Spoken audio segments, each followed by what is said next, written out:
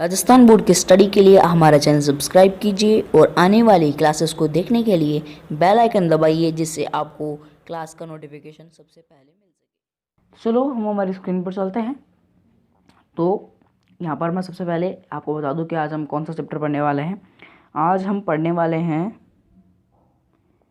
10th RBSC का 9th chapter. इसका नाम है प्रकाश।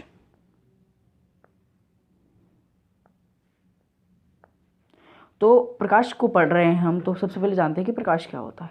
आप ये वीडियो देख रहे हैं तो मेरे आगे से प्रकाश आ रहा है, तो मतलब लाइट आ रही है, लाइट की वजह से आप ये वीडियो देख पा रहे हैं, नहीं तो आप इस वीडियो को नहीं देख सकते थे। अब आपको बताऊं कि प्रकाश की परिभाषा क्या होती है। सबसे पहले प्रकाश की ठोस परिभाषा जानना ज़रूरी है, क्योंकि आप प्रकाश पढ़ रहे हैं और अगर आपको प्रकाश की परिभाषा नहीं पता तो फिर क्या पता आपको। इसलिए प्रकाश की परिभाषा जानते हैं। प्रकाश की परिभाषा जो है वो है कि प्रकाश एक भौतिक राशि या कारण है। प्रकाश एक भौतिक राशि या कारण है, या फिर हम कह सकते हैं ये एक ऊर्जा का रूप है। अब ऊर्जा का रूप कैसे है? ऊर्जा का रूप इसलिए है कि लाइट है, लाइट जो एक, जैसे मानो आपको बताऊं मैं, एक बल्ब है, एक बल्ब में से आप विद्युत ऊर्जा जो है, विद्युत ऊर्जा का स्थानांतरण यानी विद्युत ऊर्जा बदलती है प्रकाश ऊर्जा में। इसीलिए प्रकाश एक ऊर्जा का ही रूप है। लेकिन एक बात बताऊं कि प्रकाश एक भौतिक राशि का कारण तो है, ये एक ऊर्जा का रूप भी है, लेकिन प्रकाश के बिना दृश्यता संभव नहीं है। अगर मैं इस टाइम पे इस कमरे की लाइट बंद कर दूं तो शायद आपको कुछ भी नहीं दिखाई दे। इसलिए प्रकाश के बिना दृश्यता संभव नहीं है। यह रही प्रकाश के बारे में कुछ महत्वपूर्ण बातें। समझते हैं कि प्रकाश के बिना दृश्यता संभव क्यों नहीं है। मानिए ये कोई ह्यूमन आई है, मानव नेत्र है ये कोई, और यहाँ कोई सूर्य है। कोई तो कहे कि सूर्य होता है, सॉरी। सूर्य की किरणें पड़ रही हैं इस बुक पर, और इस सूर्य के प्रकाश के कारण हम इस बुक को देख पा रहे हैं। तो सिंपल सी बात यही है, मैंने आपको इस कमरे का उदाहरण दिया, फिर मैंने आपको इस बुक का उदाहरण दिया। अब अगली बात चलते हैं कि भैया प्रकाश के बारे में तो हमने जान लिया। अब प्रकाश के बारे में जानने के बाद में हमें एक बात और जानना ज़रूरी है, क्योंकि जो कि प्रकाश की एक प्रकार की परिघटना है। तो इसके बारे में जानते हैं हम, जिसे कहते हैं प्रकाश का परावर्तन। क्या कहते हैं? परावर्तन। परावर्तन को समझने के लिए हम एक घटना का उदाहरण लेते हैं।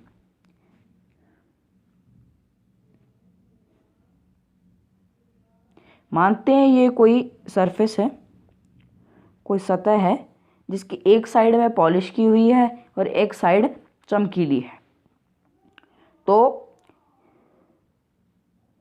कोई किरण है सूर्य की या फिर किसी अन्य प्रकाश के स्रोत की जो इस पर गिरती है, और कोई दूसरी किरण है जो चली जाती है।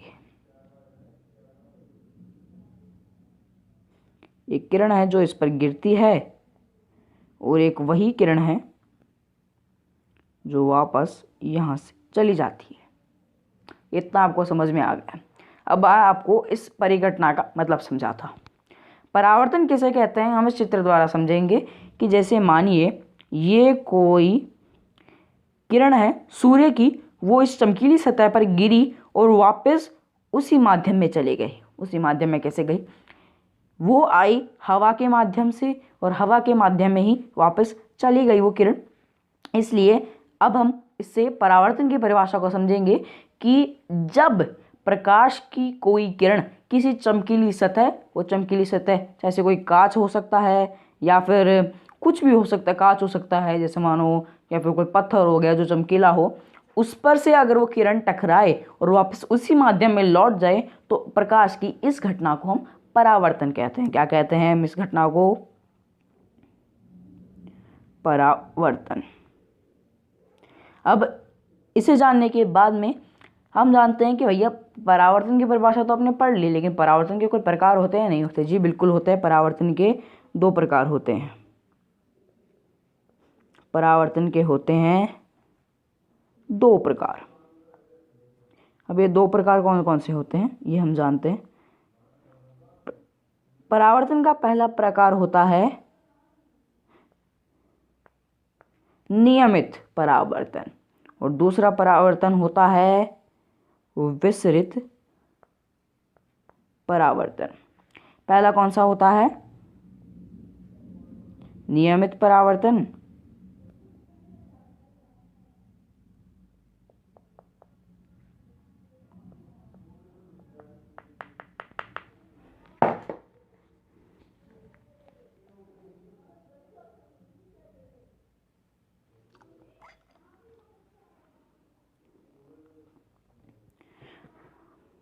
तो पहला जो प्रकार होता है वो तो होता है नियमित परावर्तन, और दूसरा प्रकार होता है विसरित परावर्तन। पहला होता है भैया नियमित परावर्तन, दूसरा विसरित परावर्तन। दोनों की परिभाषा जानते हैं हम कि भैया दोनों की परिभाषा क्या होती है। वही बात, अगर हम किसी भी चीज़ को चित्र से समझेंगे तो ज़्यादा समझ में आएगा। मानते हैं कोई चमकीली सतह है, इस पर ये किरण आई और फिर उसी माध्यम में वापस चली गई। वापस बनाता हूँ, उसी माध्यम में वापस चली गई। एक और कोई किरण है, वो आई और उसी माध्यम में वापस चली गई। तो आपने देखा, शायद इस पे सही नहीं बना हो, लेकिन इस घटना में जो आपतित किरणें हैं, आपतित किरण कौन सी होती है? जो किरणें किसी चमकीली सतह पर किसी प्रकाश के स्रोत से आती है और चमकीली सतह से टकराती है, वो तो होती है आपतित किरणें। और जो किरणें उस चमकीली सतह से परावर्तित होती है वो होती है परावर्तित किरणें। तो ये जो किरणें हैं, ये आई है, इन दोनों के बीच का जो डिस्टेंस है वो बराबर है, और जो किरणें परावर्तित हुई है उन किरणों के बीच का डिस्टेंस भी बराबर है। तो हमने देखा कि आपतित किरणों के बीच का जो आपतित किरणें हैं वो भी समांतर है, और परावर्तित किरणें वो भी समांतर है, यानी दोनों आपस में समांतर है। इसलिए इस प्रकार के परावर्तन को हम कहते हैं नियमित परावर्तन। क्या कहते हैं? नियमित परावर्तन। अब ये बात तो हो गई नियमित परावर्तन की। अब इसके हम ठोस परिभाषा एक बार वापस मैं आपको बता देता हूँ कि जब परावर्तन की घटना में किसी चमकीली सतह पर टकराई हुई आपतित किरणों और परावर्तित किरणों के मध्य की दूरी बराबर हो, या फिर हम कह सकते हैं कि आपतित किरणें और परावर्तित किरणें दोनों समांतर हो, तो इस घटना को हम कहेंगे नियमित परावर्तन। अब जानते हैं विसरित परावर्तन क्या होता है।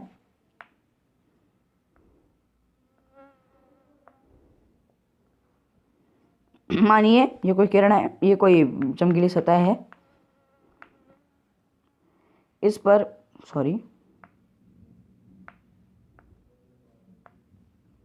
ये कोई सरफेस है जो उबड़ खाबड़ है, इस पर कोई किरण आई, एक किरण यहां आ गई, एक किरण इधर गई और एक किरण इधर गई, इधर गई। अब आप देख रहे हैं कि आपतित किरणों के मध्य की डिस्टेंस तो इतनी है, लेकिन आप देखेंगे कि परावर्तित किरणें जो है वो प्रतिच्छेद हो रही है, इन दोनों की कोई वो समांतर नहीं है, प्रतिच्छेद हो रही है। इस कारण से हम इसे कह सकते हैं कि जब प्रकाश की किरणें किसी ऊबड़ खाबड़ या फिर असमतल परावर्तक पृष्ठ से टकराती हैं, तो परावर्तित होने के पश्चात वो समांतर नहीं रहती, इसे ही हम कहते हैं विसरित परावर्तन। अब हम बात करते हैं हमारे अगले टॉपिक की। हमारा अगला टॉपिक क्या है? हमने परावर्तन के बारे में जान लिया, परावर्तन के प्रकारों के बारे में जान लिया। अब हम जानते हैं कि भैया परावर्तन के नियम क्या होते हैं। परावर्तन के नियम। परावर्तन के नियमों को जानने के लिए सबसे पहले मैं आपको बता दूं, सबसे पहले हम वही चित्र बनाएंगे।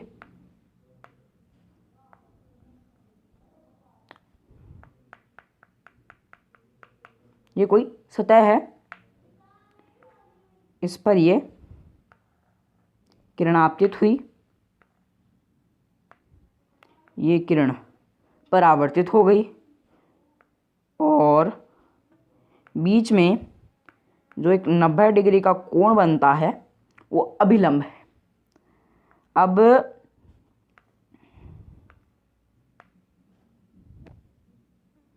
ये किरण इस साइड में आ रही है, ये बीच का जो 90 डिग्री का कोण है, और ये किरण इस साइड में परावर्तित हो गई है। इसे हम निरूपित कर देते हैं AB से, और ये बीच में अभिलंब से दो कोण बन रहे हैं। अब हम जानते हैं कि परावर्तन के नियम क्या होते हैं।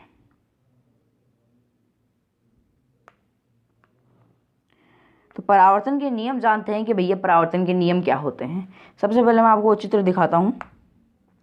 आप भी चित्र में देख रहे हैं कि भैया जो लाल रंग वाली जो किरणें हैं वो इस चमकीली सतह पर आई है, और चमकीली सतह से फिर वो नीली रंग वाली जो किरणें हैं वो परावर्तित किरणें हैं, वो जो वापस उसी माध्यम में चली गई है। अब बीच में ये जो पिंक कलर का अभिलंब है, इससे कोण बन रहे हैं। कौन कौन से बन रहे हैं? एक तो बन रहा है आपतित किरण और अभिलंब के मध्य, और एक बन रहा है परावर्तित किरण और अभिलंब के मध्य। आपको बता दूं कि आपतित किरण के मध्य, आपतित किरण और अभिलंब के मध्य जो कोण बनता है उसे कोण I, और परावर्तित किरण और अभिलंब के मध्य जो कोण बनता है उसे कोण R के रूप में व्यक्त किया जाता है। इसलिए मैं आपको बता दूं कि अभिलंब से आपतित किरण की ओर और अभिलंब से परावर्तित किरण की ओर जो दोनों कोण बनते हैं वो आपस में बराबर होते हैं। यही होता है परावर्तन का पहला नियम। परावर्तन का पहला नियम हमने पढ़ा कि कोण I बराबर कोण R, ये होता है परावर्तन का पहला नियम। अब हम पढ़ते हैं परावर्तन का दूसरा नियम क्या होता है। देखिए इस चित्र में हम देख रहे हैं कि इस चमकीली सतह पर जब ये दोनों किरणें आई तो देख रहे हैं कि नीचे के नीचे एक बिंदु दिख रहा है हमें। देखिए मैं आपको बताऊं कि AB रेखा पर आपको एक बिंदु दिख रहा होगा, जो जिस पर ये लाल, पिंक और ये नीली जो तीनों रेखाएं हैं ये एक जगह पर आकर केंद्रित हो रही है। ये बिंदु जो है, तो इसका मतलब ये हुआ कि परावर्तन का जो दूसरा नियम है उसके अनुसार अभिलंब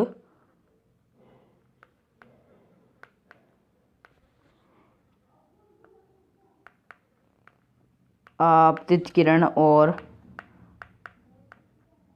परावर्तित किरण, ये जो तीनों के तीनों हैं ये एक ही तल में स्थित है। यहाँ पर आपको समझाता हूँ, ये तीनों के तीनों एक ही तल में स्थित है। तो सिंपल सी बात है ये तो कि परावर्तन का दूसरा नियम है कि अभिलंब जो है आपतित किरण है और परावर्तित किरण तीनों के तीनों जो है वो एक ही तल में स्थित है। यही है परावर्तन का दूसरा नियम। तो उम्मीद है कि आपको ये जितना भी मैंने पढ़ाया वो समझ में आया होगा और आगे भी समझ में आएगा। तो इस लेसन में आपको जो कुछ भी समझ में नहीं आया हो तो आप मुझसे पूछ सकते हैं मेरे व्हाट्सएप ग्रुप पर। मेरा व्हाट्सएप ग्रुप ज्वाइन करने के लिए आप मेरे जो ये वीडियो है उसके डिस्क्रिप्शन में जाइए और वहाँ से मेरा व्हाट्सएप ग्रुप ज्वाइन कर लीजिए। आप जैसे ही व्हाट्सएप ग्रुप ज्वाइन करेंगे आप मुझे डायरेक्टली चैट भी कर सकते हैं या फिर आप किसी भी प्रकार से मुझे कांटेक्ट कर सकते हैं। प्लीज़ हमारे चैनल को सब्सक्राइब कीजिए जिससे आपको आने वाले टाइम पर अच्छे वीडियोस मिल सके, वो भी स्टडी के, क्योंकि राजस्थान बोर्ड स्टडी के लिए इक्के दुक्के चैनल आपको मिलते हैं स्टडी के लिए और बहुत ज़्यादा नहीं है। अगर आपको NCERT की बुक्स चाहिए किसी भी क्लास की और किसी भी सब्जेक्ट की तो आप मुझे अपने व्हाट्सएप ग्रुप पर मैसेज कर सकते हैं। और अगर आप में से किसी ने भी रीटोटलिंग या फिर रीचेकिंग का फॉर्म भरा है तो आप मुझे बता सकते हैं मेरे व्हाट्सएप ग्रुप पर। आप अपनी स्क्रूनिटी ID, मोबाइल नंबर और रजिस्ट्रेशन नंबर मुझे मैसेज कीजिए। आपकी कॉपी जब भी आएगी आपको व्हाट्सएप ग्रुप में ही प्रोवाइड करवाई दी जाएगी। Thank you for your time. Thank you.